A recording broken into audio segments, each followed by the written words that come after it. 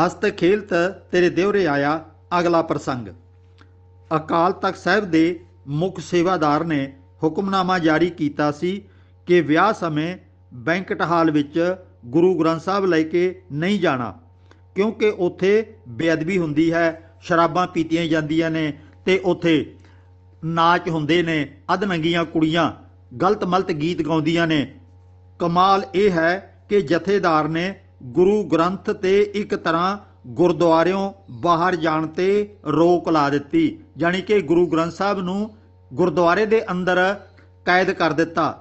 ਜਥੇਦਾਰ ਅਜਿਹਾ ਗ੍ਰੰਥ ਤੇ ਇੱਕ ਤਰ੍ਹਾਂ ਗੁਰਦੁਆਰਿਓਂ ਬਾਹਰ ਜਾਣ ਤੇ ਰੋਕ ਲਾਉਣ ਦਾ ਹੱਕ ਰੱਖਦਾ ਹੈ।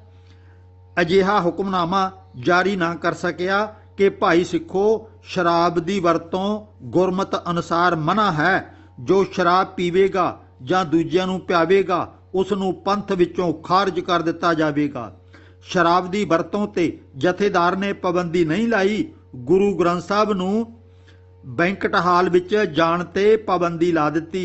ਵਾਹ ਜਥੇਦਾਰ ਜੀ ਵਾਹ, ਬਲਿਹਾਰ ਤੁਹਾਡੇ ਅਜੀਬ ਹੁਕਮਨਾਮਿਆਂ ਤੋਂ। ਅਸਲ ਦੇ ਵਿੱਚ ਇਹ ਪਾਬੰਦੀ ਐਵੇਂ ਨਹੀਂ ਸੀ ਲਾਈ, ਇਹ ਪਾਬੰਦੀ ਤਾਂ ਲਾਈ ਸੀ ਕਿਉਂਕਿ ਗੁਰਦੁਆਰਿਆਂ ਦੀ ਇਨਕਮ ਘਟ ਗਈ ਸੀ ਤੇ ਲੋਕੀ ਆਪਣੇ ਹੀ ਘਰਾਂ ਦੇ ਵਿੱਚੋਂ ਬੈਂਕਟ ਹਾਲ ਦੇ ਵਿੱਚ ਗੁਰੂ ਗ੍ਰੰਥ ਸਾਹਿਬ ਦੀ ਬੀੜ ਲੈ ਜਾਂਦੇ ਸਨ।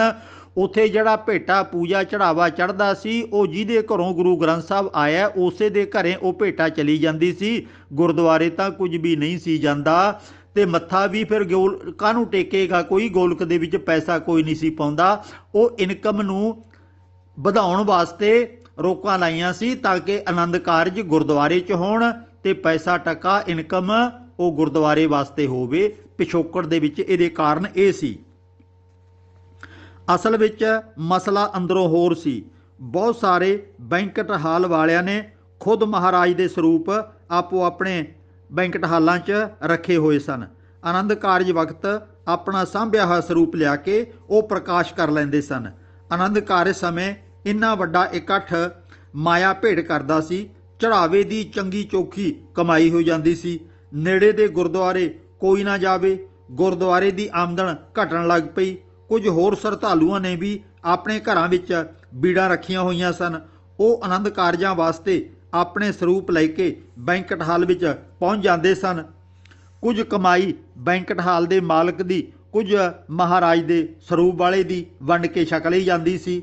ਗੁਰਦੁਆਰੇ ਕੁਝ ਨਾ ਗਿਆ। ਇਉਂ ਵੇਖ ਕੇ ਕਈ ਸਾਰੇ ਪ੍ਰਧਾਨਾਂ ਨੇ ਜਥੇਦਾਰ ਕੋਲ ਆਪਣਾ ਦੁਖੜਾ ਸੁਣਾਇਆ।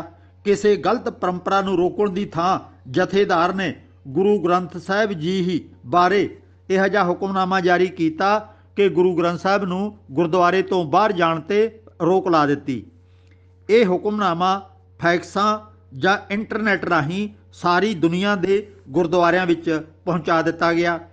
ਗਿਆਨਹੀਣ ਸ਼ਰਧਾਲੂਆਂ ਵੱਲੋਂ ਬੈਂਕਟ ਹਾਲ ਵਿੱਚ ਗੁਰੂ ਗ੍ਰੰਥ ਸਾਹਿਬ ਦੇ ਲਿਆਉਣ ਤੇ ਝਗੜੇ ਕਰਨੇ ਸ਼ੁਰੂ ਕਰ ਦਿੱਤੇ।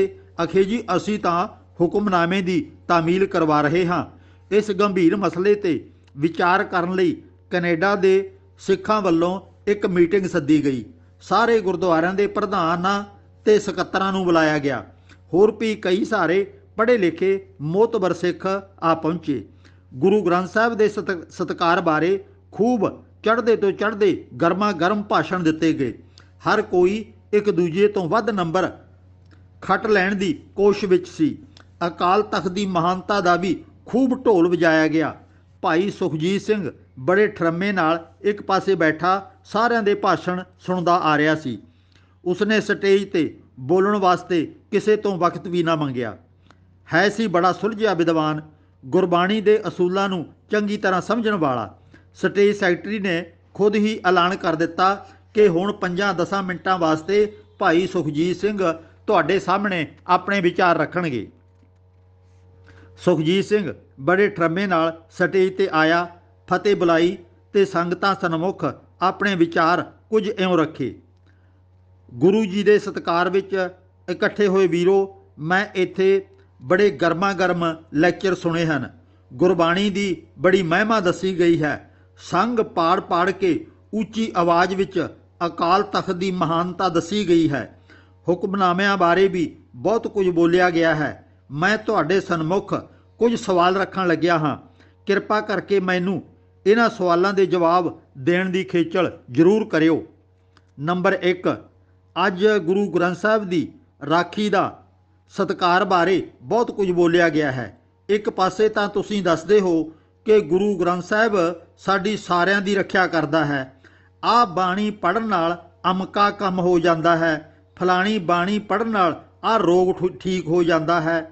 ਤੁਹਾਡੀਆਂ ਗੱਲਾਂ ਸੁਣ ਕੇ ਤਾਂ ਇਉਂ ਲੱਗਦਾ ਹੈ ਕਿ ਜਾਂ ਤਾਂ ਤੁਸੀਂ ਪਹਿਲਾਂ ਝੂਠ ਬੋਲਦੇ ਰਹੇ ਹੋ ਜਾਂ ਫਿਰ ਅੱਜ ਝੂਠ ਬੋਲ ਰਹੇ ਹੋ। ਜਿਹੜਾ ਗੁਰੂ ਆਪਣੇ ਆਪੇ ਦੀ ਰਾਖੀ ਨਹੀਂ ਕਰ ਸਕਦਾ, ਫਿਰ ਉਹ ਸਾਡੀ ਰਾਖੀ ਕਿਵੇਂ ਕਰੇਗਾ? ਜਾਂ ਫਿਰ ਮੰਨ ਜਾਓ ਕਿ ਅਜਿਹੀਆਂ ਇਸ ਵਿੱਚ ਕੋਈ ਅਲੌਕਿਕ ਸ਼ਕਤੀਆਂ ਨਹੀਂ ਹਨ। ਹਾਂ, ਸੋਹਣਾ ਜੀਵਨ ਬਤੀਤ ਕਰਨ ਲਈ ਗਿਆਨ ਇਹਦੇ ਵਿੱਚ ਬਹੁਤ ਹੈਗਾ। ਸ਼ਕਤੀਆਂ ਵਾਲੀਆਂ ਫੜਾਂ ਮਾਰਨੀਆਂ ਬੰਦ ਕਰ ਦਿਓ। ਅਗਲਾ, ਤੁਸੀਂ ਅਕਾਲ ਤਖਤ ਦੇ ਬਹੁਤ ਗੁਣ ਗਾਇਨ ਕੀਤੇ ਹਨ। ਮੈਨੂੰ ਇਹ ਦੱਸੋ ਕਿ ਗੁਰਬਾਣੀ ਉੱਤਮ ਹੈ ਜਾਂ ਅਕਾਲ ਤਖਤ ਵਾਲੀ ਬਿਲਡਿੰਗ ਉੱਤਮ ਹੈ? ਗੁਰਬਾਣੀ ਦੇ ਅਟੱਲ ਅਸੂਲਾਂ ਦੀ ਕੋਈ ਗੱਲ ਨਹੀਂ ਕਰਦਾ। ਅਕਾਲ ਤਖਤ ਦੀ ਬਿਲਡਿੰਗ ਦੀ ਸ਼ੋਭਾ ਕਰੀ ਜਾ ਰਹੇ ਹੋ। ਅਜਿਹਾ ਕਿਉਂ ਹੈ? ਜਥੇਦਾਰ ਵੱਡਾ ਹੈ ਕਿ ਗੁਰੂ ਸਾਹਿਬਾਨ ਵੱਡੇ ਹਨ? ਤੁਸੀਂ ਜਥੇਦਾਰ ਵੱਲੋਂ ਜਾਰੀ ਹੁਕਮ ਨੂੰ ਲਾਗੂ ਕਰਨ ਲਈ ਪੱਬਾਂ ਭਾਰ ਹੋਏ ਫਿਰਦੇ ਹੋ। ਕਦੀ ਇੰਨਾ ਜ਼ੋਰ ਗੁਰਬਾਣੀ ਦੇ ਹੁਕਮ ਲਾਗੂ ਕਰਾਉਣ ਵਾਸਤੇ ਵੀ ਲਾਇਆ ਹੈ? ਤੁਸੀਂ ਸਾਰੇ ਗੁਰਬਾਣੀ ਨਾਲੋਂ ਜਥੇਦਾਰ ਦੀ ਚਿੱਠੀ ਨੂੰ ਜ਼ਿਆਦਾ ਮਹੱਤਵਪੂਰਨ ਸਮਝਦੇ ਹੋ, ਜਿਹੜੀ ਕਿ ਇੱਕ ਟਕੇ ਦੇ ਮੁੱਲ ਦੇ ਬਰਾਬਰ ਦੀ ਚਿੱਠੀ ਨਹੀਂ ਹੈ। ਗੁਰਬਾਣੀ ਦੇ ਮੁਕਾਬਲੇ ਉਹਦੀ ਧੇਲੇ ਦੀ ਕੀਮਤ ਨਹੀਂ ਹੈ। ਅਗਲੀ ਗੱਲ, ਤੁਸੀਂ ਗੁਰਬਾਣੀ ਨੂੰ ਬਹੁਤ ਮਹਾਨ ਦੱਸਦੇ ਰਹੇ ਹੋ। ਇਹ ਬਾਣੀ ਪਾਪੀਆਂ, ਚੋਰਾਂ, ਡਾਕੂਆਂ ਨੂੰ ਸਿੱਧੇ ਰਾਹ ਪਾਉਣ ਵਾਲੀ ਦੱਸਦੇ ਹੋ। ਕੌਡਾ ਰਾਖਸ਼, ਸੱਜਣ ਠੱਗ, ਭੂਮੀਆਂ ਚੋਰ ਬਾਣੀ ਸੁਣ ਕੇ ਸੁਧਰ ਗਏ ਦੱਸਦੇ ਹੋ। ਇਹ ਪੰਕਤੀਆਂ ਪੜ੍ਹ ਕੇ ਦੱਸਦੇ ਹੋ ਕਿ ਜਿੱਥੇ ਗੁਰੂ ਦੇ ਚਰਨ ਪੈ ਜਾਣ ਉਹ ਥਾਂ ਪਵਿੱਤਰ ਹੋ ਜਾਂਦੀ ਹੈ। ਜਿੱਥੇ ਜਾਏ ਬਹੇ ਮੇਰਾ ਸਤਿਗੁਰ, ਸੋ ਥਾਨ ਸੁਹਾਵਾ ਰਾਮ ਰਾਜੇ। ਗੁਰ ਸਿੱਖੀ ਸੋ ਥਾਨ ਭਾਲਿਆ, ਲੈ ਧੂਰ ਮੁਖ ਲਾਵਾ। ਪੰਨਾ 540। ਸੋ ਗੁਰੂ ਦੇ ਚਰਨ ਦਰਸ਼ਨ ਇਤਨੇ ਪਵਿੱਤਰ ਹਨ ਕਿ ਜਿੱਥੇ ਛੋਹ ਲੱਗ ਜਾਵੇ ਉਹ ਥਾਂ ਪਵਿੱਤਰ ਹੋ ਜਾਂਦੀ ਹੈ। ਫਿਰ ਮੈਨੂੰ ਇਹ ਦੱਸੋ ਕਿ ਬੈਂਕਟ ਹਾਲ ਵਿੱਚ ਗੁਰੂ ਗ੍ਰੰਥ ਸਾਹਿਬ ਦੇ ਆਉਣ ਨਾਲ ਇਹ ਹਾਲ ਪਵਿੱਤਰ ਕਿਉਂ ਨਹੀਂ ਹੁੰਦਾ? ਇਸ ਦਾ ਮਤਲਬ ਗੁਰਬਾਣੀ ਵਿੱਚ ਪਵਿੱਤਰ ਕਰਨ ਦੀ ਹੁਣ ਕੋਈ ਸ਼ਕਤੀ ਨਹੀਂ ਰਹੀ, ਸਗੋਂ ਗੁਰਬਾਣੀ ਨਾਲ ਤਾਂ ਸਾਰੇ ਥਾਂ ਪਵਿੱਤਰ ਹੋ ਜਾਣੇ ਚਾਹੀਦੇ ਨੇ।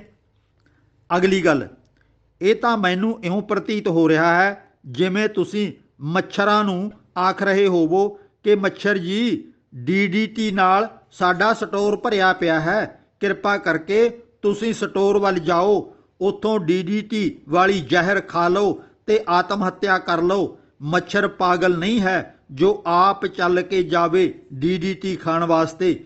ਉਸ ਨੂੰ ਆਪਣੀ ਜਾਨ ਪਿਆਰੀ ਹੈ। ਜੇ ਮੱਛਰ ਮਾਰਨਾ ਚਾਹੁੰਦੇ ਹੋ ਤਾਂ ਸਟੋਰ ਵਿੱਚੋਂ DDT ਲੈ ਕੇ ਘੋਲ ਕੇ ਜਿੱਥੇ ਜਿੱਥੇ ਮੱਛਰ ਹੋਵੇ ਉੱਥੇ ਛਿੜਕਣੀ ਪਵੇਗੀ, ਤਾਂ ਹੀ ਮੱਛਰ ਮਰੇਗਾ।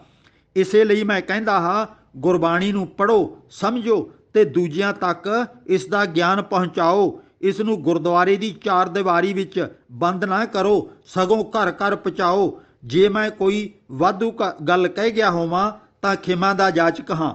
ਕੋਈ ਵੀਰ ਮੇਰੇ ਸਵਾਲਾਂ ਦਾ ਜਵਾਬ ਦੇਣਾ ਚਾਹੇ ਤਾਂ ਜ਼ਰੂਰ ਦੇਵੇ, ਨਹੀਂ ਤਾਂ ਮੈਂ ਸਮਝ ਲਵਾਂਗਾ ਕਿ ਇਹ ਹੁਕਮਨਾਮੇ ਵਗੈਰਾ ਗਲਤ ਕਾਰਵਾਈ ਹਨ, ਸਿੱਖਾਂ ਨੂੰ ਕੁਰਾਹੇ ਪਾਉਣ ਵਾਲੇ ਨੇ। ਇੰਨੇ ਸਵਾਲ ਖੜੇ ਕਰਕੇ ਭਾਈ ਸੁਖਜੀਤ ਸਿੰਘ ਆਪਣੀ ਥਾਂ ਤੇ ਆ ਕੇ ਆਰਾਮ ਨਾਲ ਬੈਠ ਗਿਆ। ਬਹੁਤ ਦੇਰ ਤੱਕ ਉਡੀਕ ਕਰਨ ਮਗਰੋਂ ਵੀ ਉਸਦੇ ਸਵਾਲਾਂ ਦਾ ਕਿਸੇ ਕੋਲ ਕੋਈ ਜਵਾਬ ਨਹੀਂ ਸੀ। ਹੌਲੀ ਹੌਲੀ ਸਾਰੇ ਉੱਠ ਕੇ ਆਪੋ ਆਪਣੇ ਘਰਾਂ ਨੂੰ ਚਲੇ ਗਏ, ਪਰ ਜਵਾਬ ਕੋਈ ਵੀ ਨਹੀਂ ਦੇ ਸਕਿਆ। ਗੁਰੂ ਪਿਆਰ ਵਾਲਿਓ, ਅਕਲ ਦੇ ਪੱਖੋਂ ਅਸੀਂ ਇੰਨੇ ਖਾਲੀ ਹੋ ਚੁੱਕੇ ਹਾਂ। ਜਥੇਦਾਰ ਨੇ ਹੁਕਮਨਾਮਾ ਜਾਰੀ ਕਰ ਦਿੱਤਾ। ਭਲਿਓ, ਇਹ ਤਾਂ ਦੇਖ ਲਓ ਕਿ ਹੁਕਮਨਾਮਾ ਤਾਂ ਸਾਡੇ ਵਾਸਤੇ ਗੁਰਬਾਣੀ ਦਾ ਸਭ ਤੋਂ ਉੱਤਮ ਦਰਜੇ ਦਾ ਹੈ। ਜਥੇਦਾਰ ਤਾਂ ਬਹੁਤ ਛੋਟੀ ਚੀਜ਼ ਹੈ। ਕਿਸੇ ਹੋਰ ਦਾ ਉੱਥੇ ਕਠਪੁਤਲੀ ਬਣਾ ਕੇ ਬਿਠਾਇਆ ਗਿਆ ਇੱਕ ਖਿਡੌਣਾ ਹੈ, ਉਹ ਕੋਈ ਮਹਾਨ ਹਸਤੀ ਨਹੀਂ ਹੈ। ਸਾਡੇ ਵਾਸਤੇ ਮਹਾਨ ਗੁਰੂ ਗ੍ਰੰਥ ਸਾਹਿਬ ਦੀ ਪਾਵਨ ਬਾਣੀ ਹੈ। ਇਹਨੂੰ ਮੰਨਣ ਦਾ ਆਪਣੇ ਮਨ 'ਚ ਸੁਭਾਅ ਬਣਾਈਏ, ਆਪਣੀ ਜ਼ਿੰਦਗੀ 'ਚ ਗੁਰਬਾਣੀ ਨੂੰ ਲਾਗੂ ਕਰੀਏ। ਆਖੋ ਸਤਨਾਮ।